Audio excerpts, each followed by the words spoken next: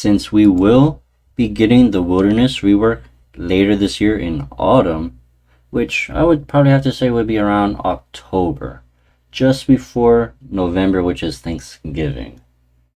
And I'm gonna do a part 2 for this, maybe a part 3, depending on the amount of people that do have their input, that do comment down in the comments, since I do have a good bit of ideas. Well, I've had these ideas since I believe 2017 or 2018 when they first mentioned it in the Rune Fest, which all they did was just to buff the wilderness, was just add the Slayer monsters and the demonic skull. But anyway, let's begin with number 1, and that will be the Spirit Realm.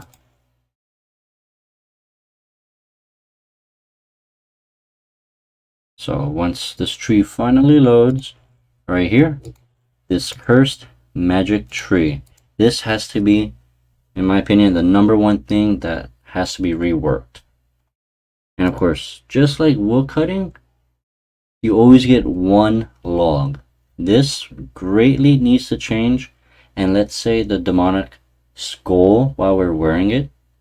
1, the logs might be noted, or 2, the logs are tripled when you do get it, so that people are most likely to woodcut in the spirit realm and outside in the wilderness, because the tree goes both ways. It's the cursed in the spirit realm, and then once outside in the normal wilderness, it's a normal magic tree.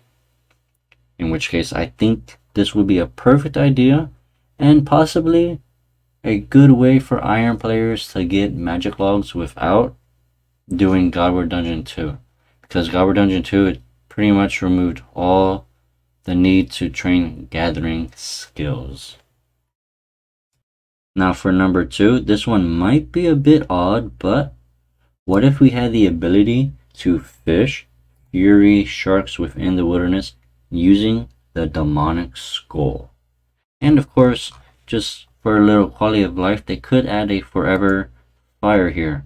So you could fish lobster, tuna, swordfish, and yes, cook the raw fury sharks that we are getting. And then of course, fury sharks, they do heal more than sailfish by only 75 life points. And then if you're outside of combat, it heals 2,800. The outside of combat is honestly pretty much useless unless they figure a way to just remove that completely, and the fury shark can heal 2,800 by itself without being in combat. And for number 3 on how to rework, how about the demonic skull? Instead of the skull, why can't it be a demonic scrimshaw, which does cost the same 500 coins, but since it's a scrimshaw, it will only last 3 hours instead of normally you getting PK just for the skull itself. In which case, while you are wearing this, perhaps it has benefits. While you're training gathering skills, you're able to get double or even triple produce, so that some players will be able to fish sharks, the new fury sharks that I did propose, along with swordfish and tuna, which do not have quite of a use right now. And it will be a constant money sink the longer you do train in the wilderness, instead of, oh, PK is coming, just log out and that's it. For number 4, what if we had a rotting effect? You know how in Lumbridge, when we are downstairs in the basement without a light, those little insects start attacking us? What if we had that same decaying effect within the wilderness, which would bring life to the unicorn pouch and the scrolls, Excalibur, the Regent bracelet, the regeneration aura, the HP cape, and a couple other things that you'll actually need to physically bring food. And if a PKer does come, they won't be full of food and you won't be full of food. You'll be forced to always have some form of way to healing yourself. That way PKers aren't just killing rune crafters for 9 mil GP per hour because, I mean, they have no use for food whatsoever because they're rune crafting. And for number 5, what if you had the ability to hunt black chinchompas that are by the black unicorns in the wilderness at level 13 to 14 in the area? Now, I know what you're thinking. Mechanized chinchompas are level 75.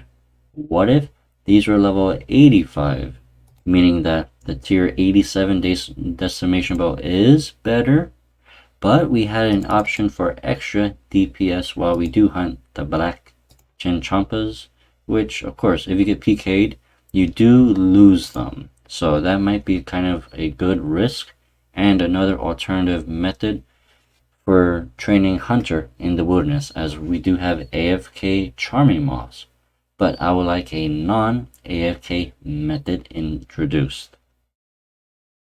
And number 6, when we do get PK'd, or if you are a hardcore Ironman and you do not wish to be PK'd, what if we had the ability to remove the PvP aspect of the wilderness?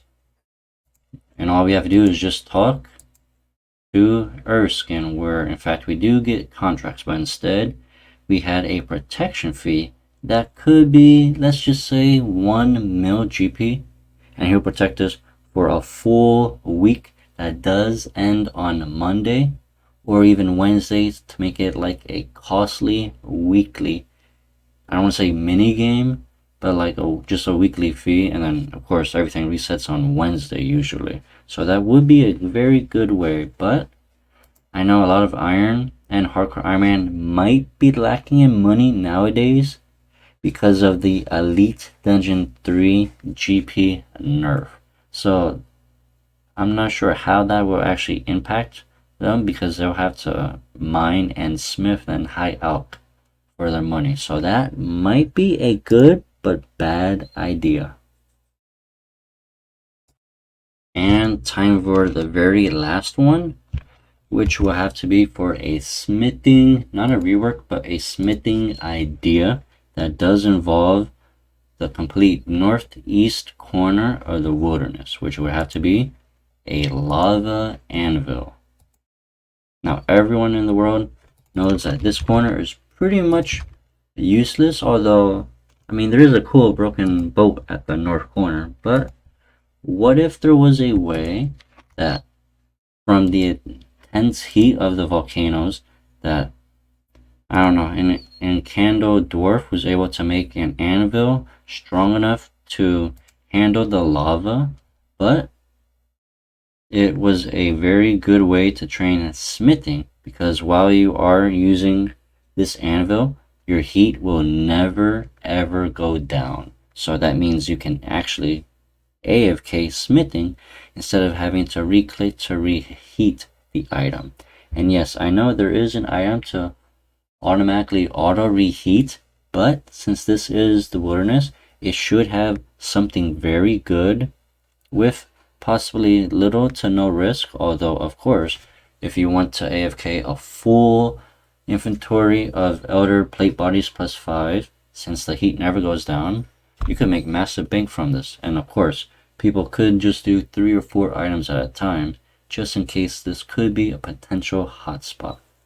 But with that comes the end of this rework ideas part 1. I will be doing a part 2 very soon, so if you do have any comments or suggestions, you could put them down below. With that, thank you all so much for watching and enjoy the rest of your day.